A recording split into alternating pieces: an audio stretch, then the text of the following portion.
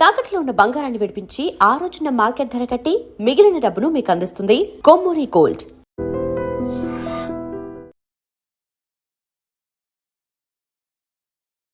నమస్కారం, welcome to I dream. ధర్మ మార్గం విత్ విజిత కార్యక్రమానికి స్వాగతం.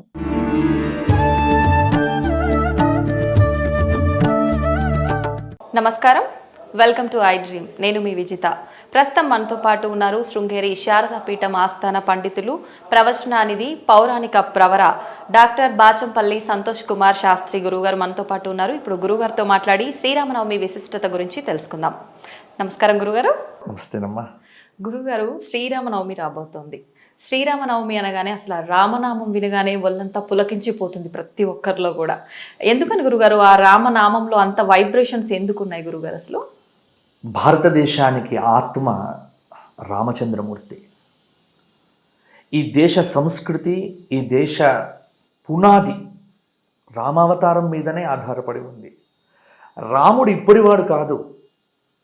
మనకు పురాణ శాస్త్రీయమైన ఆధారాల ప్రకారం చూస్తే కృష్ణుడు చాలా దగ్గరివాడు. సరిగ్గా 5125 సంవత్సరాల క్రితం కృష్ణావతారం వచ్చింది. ఎందుకంటే కృష్ణుడు ఏ రోజైతే తన అవతారాన్ని చాలించాడో ఆ రోజు కలియుగం ప్రారంభం. కాబట్టి ఇప్పుడు కృష్ణుడు మనకు చాలా దగ్గరివాడు. రాముడు అలా కాదు, రాముడు చాలా దూరం. ఎందుకంటే మనకు రామాయణ కాలం ప్రకారం కనుక చూసుకున్నట్లయితే 24వ మహాయుగం. ఇప్పుడు ఏ యుగం జరుగుతుందో తెలుసా నీకు? ఏ మహాయుగం? 28వ మహాయుగం. 28వ మహాయుగం కంటే ముందు 24వ మహాయుగం అంటే 27, 26, 25 3 మహాయుగాల కింద 24వ మహాయుగంలో త్రేతాయుగంలో చైత్రమాసంలో శుక్లపక్షంలో విలంబినామ సంవత్సర చైత్రశుద్ధ నవమి రామచంద్రమూర్తి అవతరించాడు. అంటే లెక్కల ప్రకారం చూస్తే కాలమాధవీయ మొదలైన జ్యోతిష్ శాస్త్ర గ్రంథాల ప్రకారం కనుక చూస్తే 1,80,36,000 చిల్లర సంవత్సరాల క్రితం వచ్చాడు రామచంద్రమూర్తి.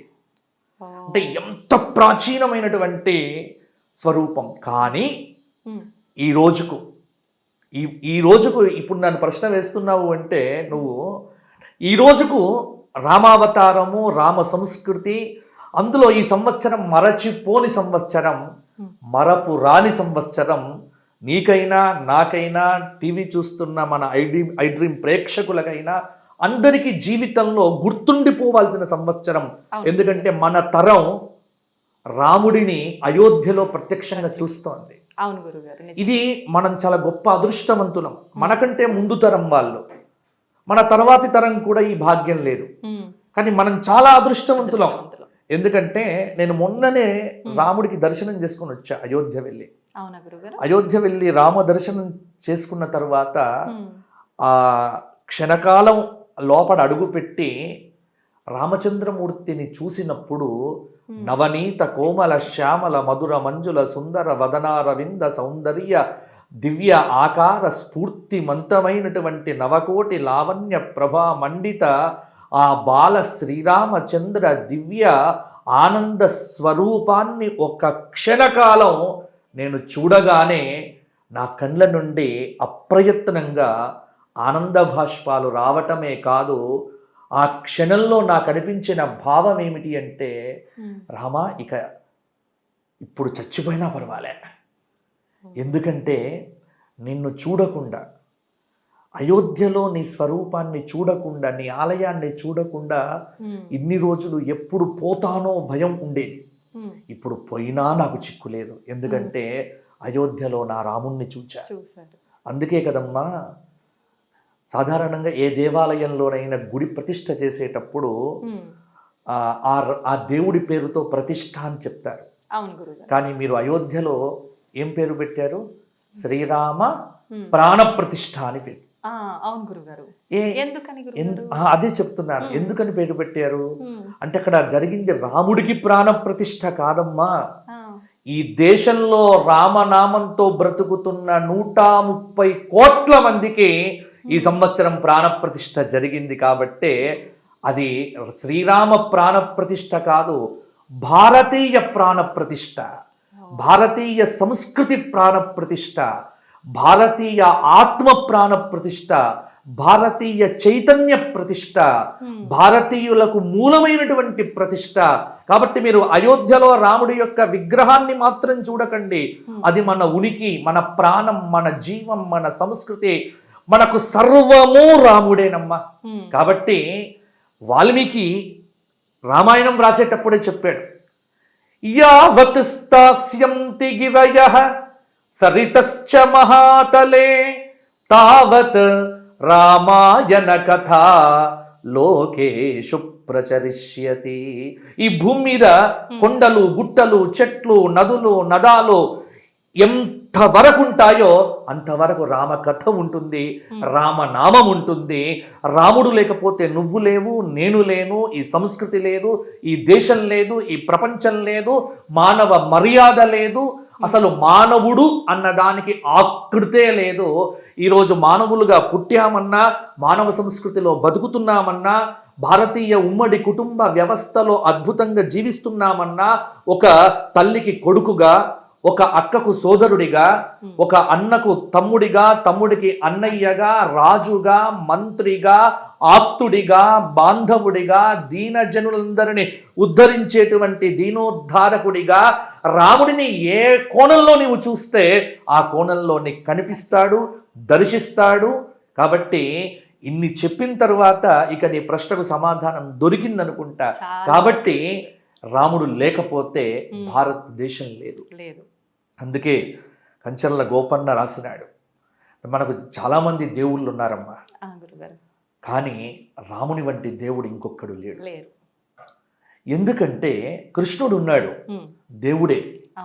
కానీ కృష్ణుడు దేవుడు అన్నప్పుడు కొంత దూరంగా చూస్తాం, అమ్మో గురువు అన్నా దేవుడు అన్న కొంత. కానీ రాముడు ఆయన దేవుడిగా తనకు తాను చెప్పలే, తనకు తాను ప్రకటించుకున్నాడేమని, ఆత్మానం మానుషం మన్యే రామం దశరథాత్మజం. ఎవ్వరడిగినా రామచంద్రమూర్తిని నేను మనుష్యుణ్ణి, నేను దశరథు కొడుకుని. కాబట్టి ఇక్కడ చెప్పమ్మా, ఒక మనిషికి ఎంత శక్తి ఉందో, దేవుడి కంటే కూడా శక్తిమంతుడమ్మా మనుష్యుడు. మానవుడిలో ఉన్న నిద్రాణమైనటువంటి శక్తిని, యుక్తిని, భక్తిని, తత్వాన్ని ఈ జగత్తుకు అందింపచేసి సర్వశక్తులను కూడగట్టుకొని ప్రకృతితో సహజీవనం చేస్తూ, ప్రకృతిని కాపాడుతూ, పంచభూతాలను కాపాడుతూ, ఈ సమస్త లోకాన్ని ధర్మమయంగా భావిస్తూ, ఆచరిస్తూ, ధర్మాన్ని ప్రబోధిస్తూ, ధర్మాన్ని ఆచరిస్తూ ఏ మానవుడైతే జీవిస్తాడో ఆ మానవుడే రాముడవుతాడు, ఆ మానవుడే మాధవుడవుతాడు. కాబట్టి మానవుడు మాధవుడు కావటం ఎలా అంటే, ముందు మానవుడు రాముడు కావాలి, రాముడు మాధవుడు కావాలి, మాధవుడు భగవంతుడు. కాబట్టి మానవుడికి మాధవుడికి మధ్య ఉన్నటువంటి వ్యత్యాసాన్ని పోగొట్టి నువ్వు రాముడిలాగా బ్రతుకు, నువ్వు మాధవుడి అవుతావు. కాబట్టి బ్రతుకులో గొప్పదనాన్ని, ముఖ్యంగా చాలా మంది ఏం చేస్తారంటే, రాముణ్ణి ఎందుకు ఆదర్శంగా తీసుకోవాలి అంటే, ఇప్పుడు సుఖాలు ఉన్నప్పుడు ప్రతివాడు నీతి వాక్యాలు చెప్తాడు, ధర్మం గురించి చెప్తాడు. తర్వాత ప్రతివాడు ఏసీ కింద కూర్చొని భక్తిని, ధర్మాన్ని చెప్పటం పెద్ద గొప్ప విషయం కాదు. ధర్మాన్ని చెప్పడం కంటే ధర్మాన్ని ఆచరించడం చాలా ముఖ్యమైనటువంటిది.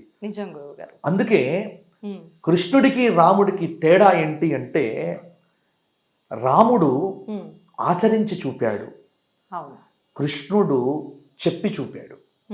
అందుకే పెద్దలు అనాదిగా మా తాతగారు చెప్తూ ఉండేవారు, ఏమిటి అంటే, రాముడు చేసింది చెయ్యండిరా, కృష్ణుడు చెప్పింది వినండిరా. కృష్ణుడు చేసింది చెయ్యకూడదు, కృష్ణుడు చేసింది చేసామంటే ఇంకేమైనా ఉందా? ఎందుకంటే ఎక్కడ పుట్టకూడదు అక్కడ పుట్టాడు మహానుభావుడు, జైలు పుట్టాడు, తరువాత పాములతో ఆడుకున్నాడు, ఆ పూతనను 10 రోజులకే లేపేశాడు. కాబట్టి ఆయన చేసినవన్నీ కూడా మానవాతీతమైన పనులు. కానీ రాముడి జీవితంలో ఎక్కడ మానవాతీతమైన పని లేదు. కృషితో నాస్తి దుర్భిక్షం. కృషి చేస్తే మనుషుడు ఋషి అవుతాడు అన్న దానికి 14 ఏళ్ళు కష్టపడ్డాడు. అంటే ఎంతటి విపత్కరమైన పరిస్థితులు వచ్చినా నీవు నమ్మిన ధర్మాన్ని విడిచిపెట్టకుండా బ్రతికితే అది రామతత్వం. అందుకే రాముడు మనకు ఆదర్శ స్వరూపుడు. కాబట్టి మానవుడు రాముడినే అనుసరించాలి, రామనామమే చెయ్యాలి, రాముడు జీవితాన్నే ఆదర్శంగా తీసుకోవాలి. రాముడు లేకపోతే ఈ జగత్తు లేదు, రామనామం లేకపోతే మనం ఎవ్వరం కూడా లేము. కాబట్టి ఉన్నదే రాముడు. రాముడిగా బతకాలి, రాముడిలో కలవాలి, రామనామంతో మనందరం మోక్షం పొందాలి. ఎంత అసలు అద్భుతంగా వివరించారు గురుగారు. అంత కళ్ళకు కట్టినట్టు మేము చూస్తున్నాము, వింటున్నామని కాకుండా మైమర్చిపోతున్నట్టుగా ఉంది గురుగారు మీ మాటలు. సంతోషం అమ్మా. గురుగారు, శ్రీరామనవమి రోజు మామూలుగా పెద్దవాళ్ళు చెప్తుంటారు శ్రీరాముడు జన్మించిన రోజు అది అని చెప్పి. అయితే జన్మించిన రోజు కళ్యాణం చేయకూడదు అని కూడా ఇంకొక మాట ఉంటుంది గురుగారు. మరి మనం చూస్తే శ్రీరామనవమి రోజే సీతారాముల వారికి కళ్యాణం చేస్తూ ఉంటాం వైభవంగా, ఎందుకని గురుగారు? చాలా మంచి ప్రశ్న వేసావమ్మా విజిత. రామనవమికి కళ్యాణం ఎందుకు? ఎందుకంటే రాముడిది బర్త్డే. అవును గురుగారు. మనం ఏం చేస్తున్నాం? మ్యారేజ్ చేస్తున్నాం. అసలు బర్త్డే నాడు పెళ్లి చేస్తారు ఎవరైనా? చేయకూడదు అంటారు కదా. చేయకూడదు. మరి ఎందుకు చేస్తున్నాం? అదే కదా రహస్యం. ఓకే, ఏంటి గురుగారు ఆ రహస్యం తెలుసుకోవాలి అంటే ఏమీ లేదమ్మా. ఇప్పుడు సినిమాలలో కానీ టీవీ సీరియళ్లలో కానీ నేను చూస్తూ ఉంటా, ఎవడైనా రచయిత ఏదైనా మాట మాట్లాడితే కొంత కమ్యూనిజం భావం కలిగినటువంటి వాడు ఫస్ట్ విమర్శించేది రాముణ్ణి, రాముడి పాత్రను, సీతమ్మను, అంటే చాలా అలవోగ్గా విమర్శిస్తారు. కానీ అసలు రామాయణం చదివితే మీకు అర్థమవుతుంది, రామాయణంలో ఎక్కడ కూడా రాముడి విషయంలో అధర్మం అనేది లేదు. రాముడి మీద క్వశ్చన్ వేసేటువంటి వాడు. అందుకే నేను చెప్తున్నా, మీరు రాముడికి సంబంధించి ఈరోజు ఒకప్పుడు ఒకడు రాముడి గురించి అవాకులు చెవాకులు పేలాడు. నేను అనుకున్నాను, రాముడి గురించి మనమేదో గతి తప్పి దారి తప్పి మాట్లాడితే మనం శిక్షించాల్సిన పనిలే. నేచర్ ఆల్వేస్ దేర్, చూస్తోంది, ప్రకృతి చూస్తోంది.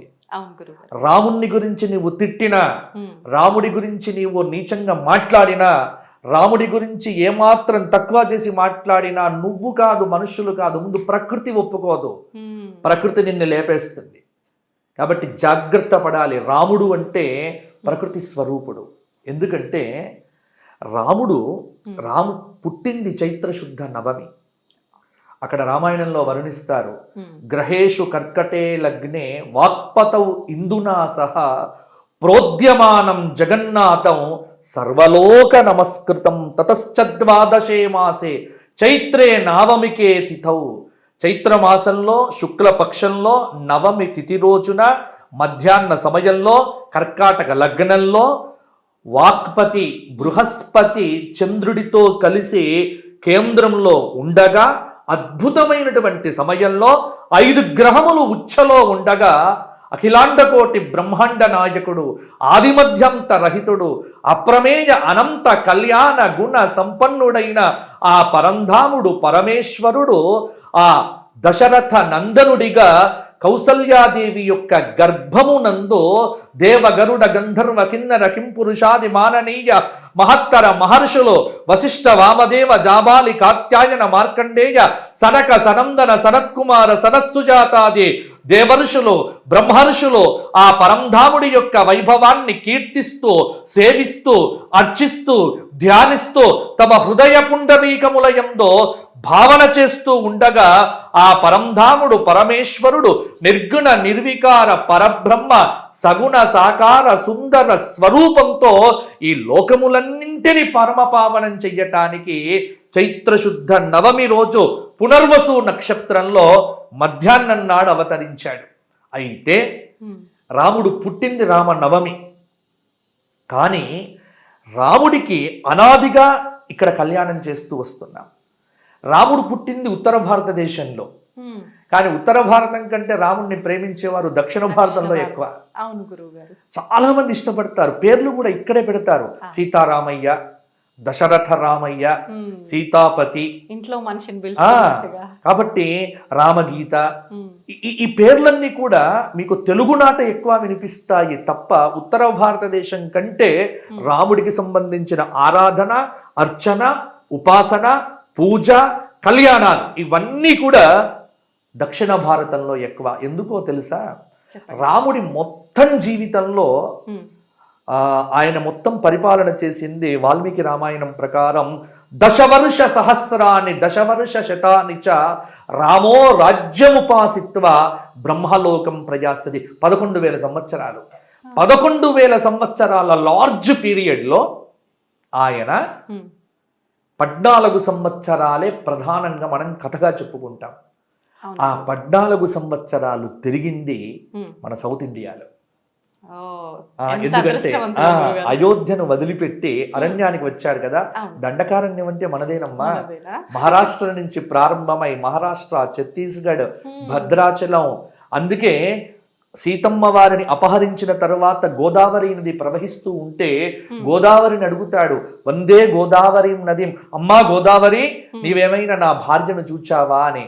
కాబట్టి రాముడు తిరిగిన ప్రదేశం, రాముడు నడయాడిన భూమి, రాముడు స్నానం చేసిన నది గోదావరి నది. అందుకే భద్రాచలం అంటే మనకు ప్రాణం. భద్రాచలంలో చూపిస్తూ ఉంటారు రామయ్య తిరిగాడు అని. మీరు మంత్రాలయంలో స్వామివారి యొక్క బృందావనం చూస్తారు, రాఘవేంద్ర స్వామి వారిది. రాఘవేంద్ర స్వామి వారి యొక్క బృందావనం పైన ఉన్న శిల ఉంది కదమ్మా, అది ఎక్కడదో తెలుసా? ఆయన సమాధి కావడం కంటే ముందు చెప్పారు, పలానా ఆదోని కొండలో ఉత్తరం వైపు మీరు నడుచుకుంటూ వెళ్తూ ఉంటే ఒక పెద్ద శిల ఉంటుంది, అది తెచ్చి పెట్టండి అని. శిష్యులు అడిగారు, ఎందుకు ఆ శిలనే మీకు కావాలి అంటే, రాముడు ఈ ప్రాంతానికి వచ్చినప్పుడు సీతమ్మతో కలిసి ఆ రాయి మీద కొంతసేపు కూర్చున్నాడు అని చెప్తారు. ఇది రాఘవేంద్ర స్వామి వారు మహానుభావులు కాబట్టి, ఆయన దివ్యస్వరూపులు కాబట్టి చెప్పగలిగారు. కాబట్టి రాముడు కూర్చున్న శిల ఇప్పుడు మీరు మంత్రాలయంలో బృందావనంలో చూస్తున్నది. కాబట్టి రాముడు ఇక్కడ తిరిగాడు. కాబట్టి రాముడు అంటే మనకు ప్రాణం. ఇక్కడ కళ్యాణం ఎందుకు చేస్తాము అంటే అసలైన విషయంకి వస్తున్న నేను. కళ్యాణం చేయడంలో తాత్పర్యం ఏమిటి అంటే, రాముడు సీతమ్మను విడిచిపెట్టాడు, విమర్శలు ఇవే కదమ్మా. సీరియళ్లలోనైనా సినిమాలలోనైనా ఆధునికులైన, కమ్యూనిస్టులైన, దుర్మార్గులైన, దుష్టులైన, నీచులైన, నికృష్టులైన, దౌర్భాగ్యులైన వారు రామాయణం మీద ఎటువంటి ప్రశ్నలే వేస్తారు. రాముణ్ణి నమ్మాలి, కానీ రాముడి మీద ప్రశ్న వేయకూడదు. ప్రశ్న అంటే జిజ్ఞాసపూర్వకంగా వేరు. తెలుసుకోవాలని, ఇప్పుడు నువ్వు తెలుసుకోవాలని అడుగుతున్నావు, తప్పులే. కానీ దుర్మార్గంగా రాముడి మీద నింద వేయాలని ఎప్పుడు కూడా మనం చూడకూడదు. అలా రాముడి మీద చాలా మంది అలా ప్రశ్న వేస్తూ ఉంటారు. రాముడు సీతమ్మను విడిచిపెట్టాడు. అసలు సీతమ్మను ఎప్పుడు రామచంద్రమూర్తి విడిచిపెట్టలే.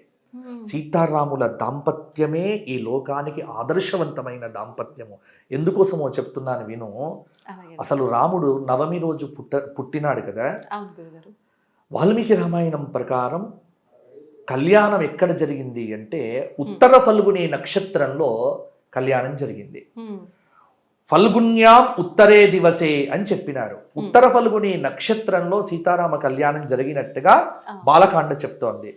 మరి ఇప్పుడు పునర్వసు నక్షత్రంలో రామనవమి నాడు ఎందుకు చేస్తున్నారు అంటే, దీనికి ఒక గొప్ప విశేషం ఏంటంటే, అస్మత్ గురుదేవులు పౌరాణిక సార్వభౌములు మల్లాది చంద్రశేఖర శాస్త్రి గారు కూడా చెప్పినారు. ఏమని అంటే, చాలా పరిశోధన చేసి సీతను కానీ రాముణ్ణి కానీ ఒంటరిగా పూజించకూడదు. రాముడి పూజ చెయ్యాలి అంటే పక్కన సీతమ్మ ఉండాలి, పక్కన సీతమ్మను పెట్టాలి అంటే రాముడు ఉండాలి. కాబట్టి సీత లేని రాముణ్ణి పూజించినా, రాముడు లేని సీతను పూజించినా ఆ పూజ చెల్లదు. ఎందుకు అంటే అవతారము యొక్క పరమార్థమే అది. అందుకే ఇక్కడ సీతమ్మను, ఇప్పుడు రాముడి పుట్టినరోజు నాడు మనం పూజ చెయ్యాలి అంటే బాలరాముడికి పూజ చేసే సంప్రదాయం లేదు. ఎందుకంటే రాముడు ఒక్కడిగా పూజ చెయ్యకూడదు. అసలు ప్రపంచంలో నువ్వు ఎప్పుడైనా రాముడు సీత వేరు విగ్రహాలు చూసావా? ఎక్కడైనా లేదు గురుగారు. రాముడు ఎక్కడ ఉంటే సీతమ్మ పక్కన ఉంటుంది. మొదటిసారిగా మనం అయోధ్యలో చూస్తున్నాం ఒక్క బాలరాముడు అని. అది అయోధ్యకు మాత్రమే ప్రత్యేకం. ఇంకా అయోధ్యలో తప్ప ప్రపంచంలో ఎక్కడ ఉండదు. ఎందుకంటే అయోధ్యలో పుట్టాడు కాబట్టి బాలరాముడి విగ్రహం పెట్టారు. కానీ ఇక ప్రపంచంలో ఎక్కడ రామాలయం కట్టినా పక్కన సీతమ్మ ఉండాలి, పక్కన లక్ష్మణుడు ఉండాలి, పక్కన ఆంజనేయ స్వామి ఉంటేనే మనకు. అందులో భద్రాచలంలోనైతే ఆ రామచంద్రమూర్తి తొడ మీదే కూర్చుని పెట్టుకున్నాడు సీతమ్మ వారిని, వామాంక స్థిత అని అద్భుతంగా కీర్తిస్తూ. కాబట్టి సీతమ్మను రాముడితో కలిపి పూజించాలి. కాబట్టి కలపాలంటే మొదలు ఏం చెయ్యాలి? కళ్యాణం చెయ్యాలి. కాబట్టి రాముడి పుట్టినరోజు పూజ చెయ్యాలన్నా పక్కన సీతమ్మ ఉండాలి. కాబట్టి సీతమ్మను కలపకుండా పూజ చెయ్యకూడదు. కాబట్టి ఖచ్చితంగా రామనవమి ఆయన పుట్టినరోజు అయినప్పటికీ కూడా కలిపి కళ్యాణం చెయ్యటం అనేటువంటిది చేసి, మొదలు కళ్యాణం చేసి, ఆ కళ్యాణం చేసిన తర్వాత ఇద్దరిని కూర్చుండబెట్టి అప్పుడు రాముడికి జన్మోత్సవ పూజ చేస్తాం. కాబట్టి సీతారాములను కలిపి పూజించే సంప్రదాయం. అందుకే మీకు సుందరకాండలో కూడా ఒక చిన్న దృష్టాంతం చెప్తా, దీనికి బలవత్తరమైనటువంటి ఆధారంగా చెప్తున్నా. రాముణ్ణి సీతమ్మను విడిచిపెట్టి రాముడికి మాత్రమే దండం పెట్టాడు ఆంజనేయ స్వామి ఆ సముద్ర లంఘనం చేసేటప్పుడు. అది చాలాసేపు దొరకలే సీతమ్మ వారు.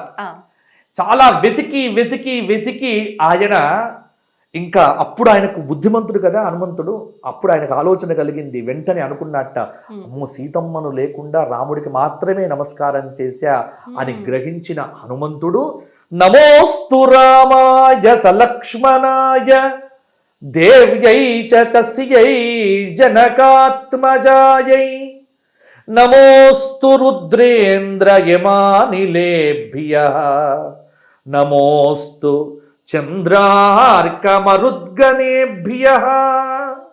సీతమ్మతో కలిసిన రామచంద్రమూర్తికి నమస్కారము అని ఎప్పుడైతే మతిమంతుడు బుద్ధిమంతుడు హనుమంతుడు జగన్మాత భూజాత సకల సద్గుణోపేత సీతామాతను కూడా స్మరించి రామచంద్రమూర్తి యొక్క పాదాబ్జములను తన హృత్పుండరీకమునందు ధ్యానించినాడో కళ్ళు తెరిస్తే అప్పటిదాకా వెతకని అశోకవనం కనిపించింది.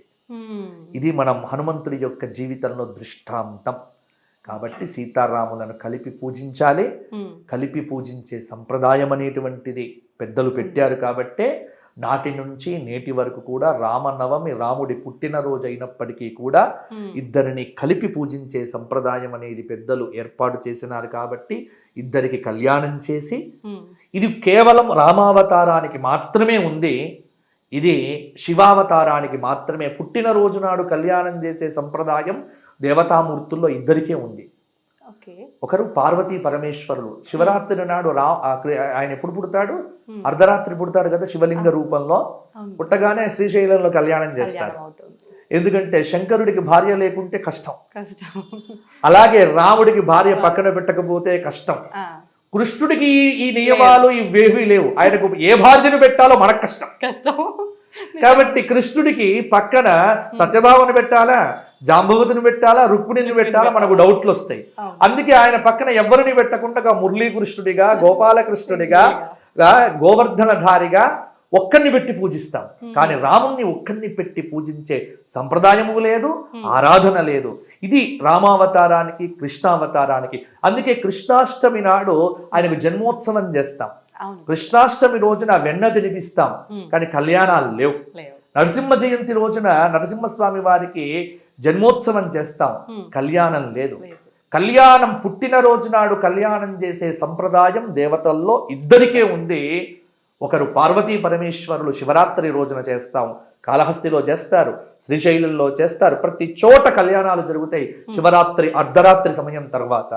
అలాగే రామనవమి రోజున రాముడికి కళ్యాణం చేస్తాము. ఈ లోకంలో దాంపత్య ధర్మానికి ప్రతీక రెండే జంటలమ్మ.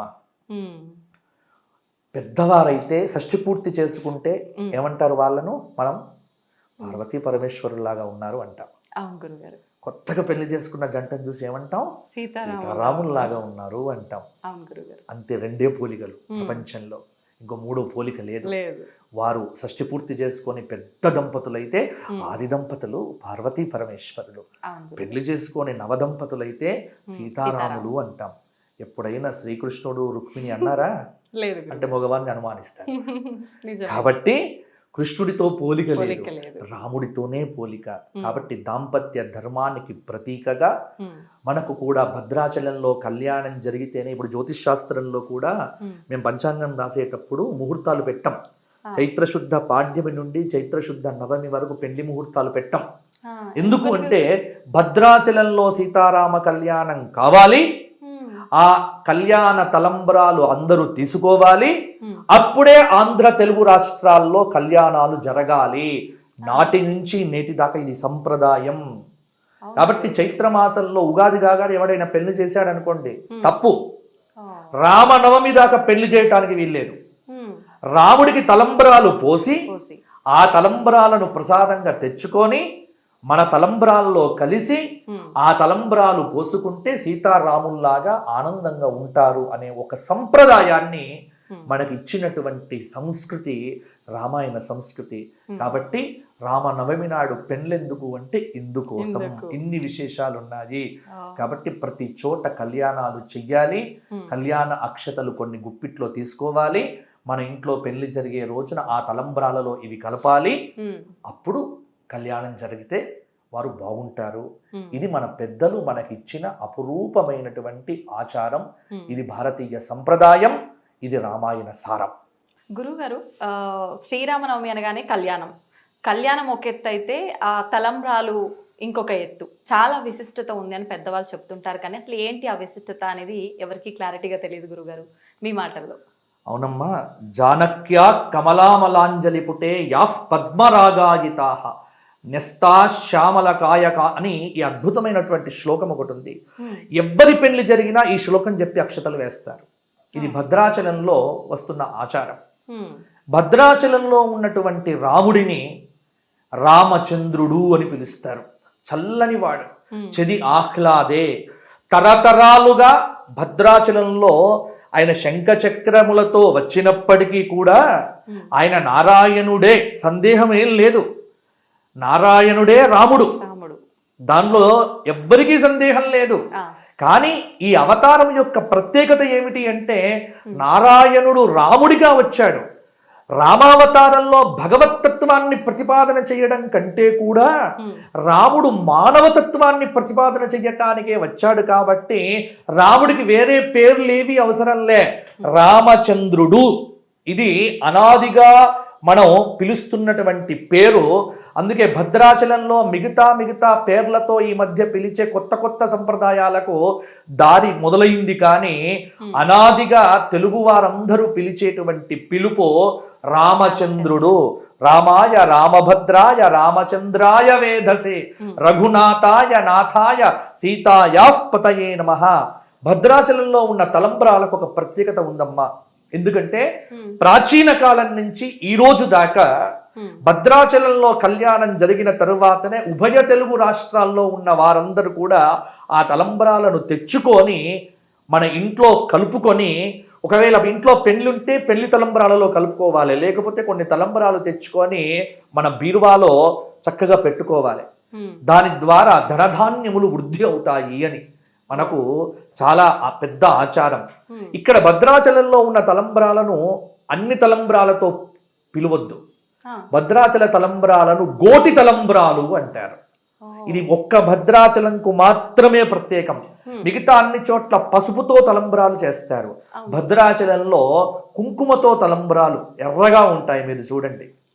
కాబట్టి భద్రాచల తలంబ్రాలు ఏమిటి అంటే ఆ పంట వేసేటప్పుడు కూడా రామావతారంలో, కృష్ణావతారంలో, లేకపోతే హనుమంతుడి యొక్క స్వరూపంతో రైతులు వేషాలు వేసుకుంటారు.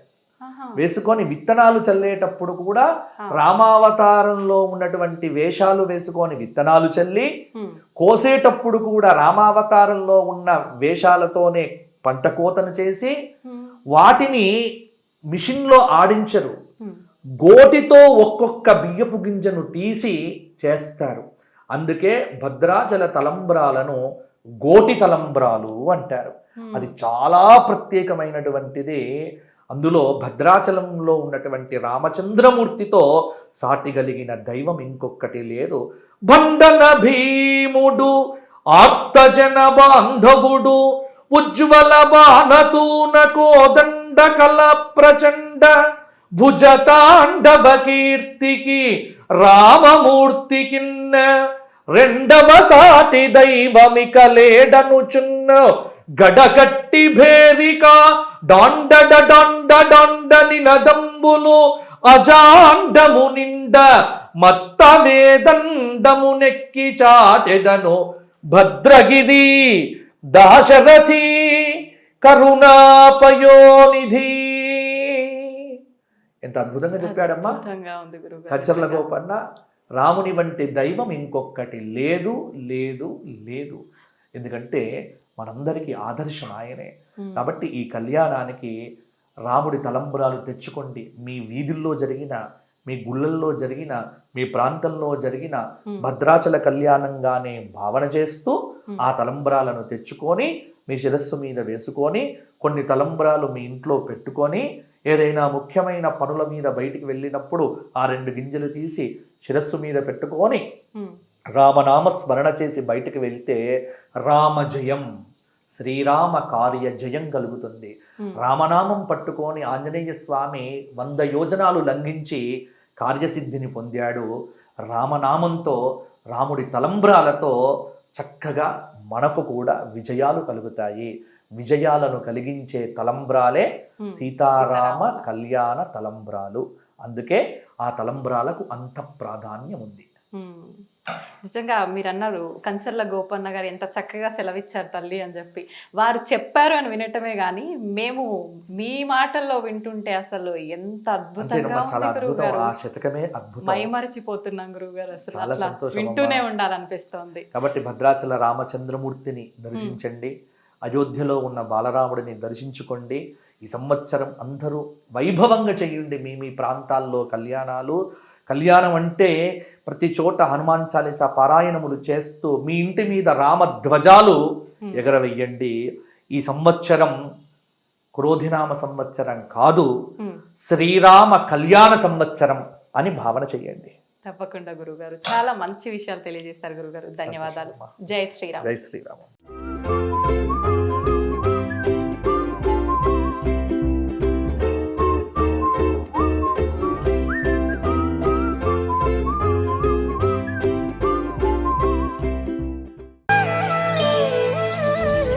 దీన్ని తవ్వండి, తవ్వుతూనే శివలింగం. సరే దాన్ని అట్లా కప్పేసేయండి, చూపించదండి. Krishna is there. మూర్తి పూజ కాదు, సాక్షాత్ బ్రజేంద్ర నందన భగవాన్ ఉన్నారు మూర్తిలో. ఏమీ ఆశించకుండా ఆరాధించే వాళ్ళు కూడా ఉన్నారా ప్రభుజీ? నిజమైన భక్తి అంటే మనకు తెలియదు కాబట్టి